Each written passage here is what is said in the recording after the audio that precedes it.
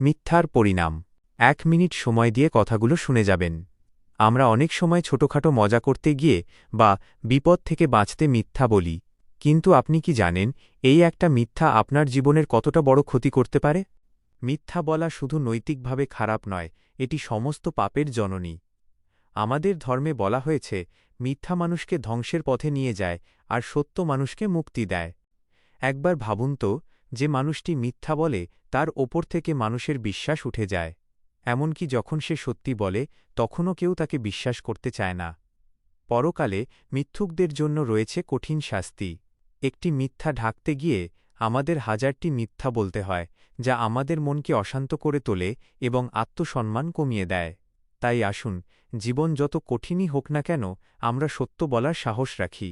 মনে রাখবেন, সত্যের পথ হয়তো শুরুতে একটু কঠিন মনে হতে পারে, কিন্তু এর শেষটা সবসময় সুন্দর এবং মর্যাদাপূর্ণ।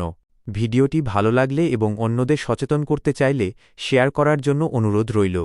ভালো থাকবেন সবাই।